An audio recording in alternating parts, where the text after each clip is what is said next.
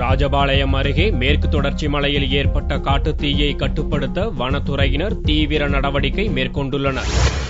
விருதுநகர் மாவட்டம் ராஜபாளையம் மேற்கு தொடர்ச்சி மலையடிவாரத்தில் உள்ளது ராஜாம்பாறை பீட் வனப்பகுதி. இந்த வனப்பகுதியில் அமைக்கப்பட்டுள்ள மின்கோபுரம் மூலம் நாகர்கோவில் பகுதிக்கு மின்சாரம் விநியோகிக்கப்படுகிறது. இந்நிலையில் மின்கோபுரத்திலிருந்து செல்லும் உயர் அழுத்த மின்கம்பிகள் மரங்களின் மீது உரசியதால் தீப்பொறி ஏற்பட்டுள்ளது. தீ காய்ந்த சருகுகளின் மீது பட்டதால் மளமளவென தீ வனப்பகுதிக்குள் பரவ துவங்கியது. தகவல் அறிந்த ராஜபாளையம் வனத்துறையினர் ராஜாம்பாறை பீட் பகுதிக்கு சென்று தீயை அணைக்க முயற்சித்தனர். காற்றின் வேகம் அதிகரிக்கவே தீ பல கிலோமீட்டர் தூரத்திற்கு வேகமாக பரவியது. தீப்பிடித்த பகுதி அருகே தண்ணீர் வசதி இல்லாத நிலையில் வனத்துறையினர் மரக்கிளைகளை வெட்டி தீயை அணைக்க முயற்சி செய்து வருகின்றனர்.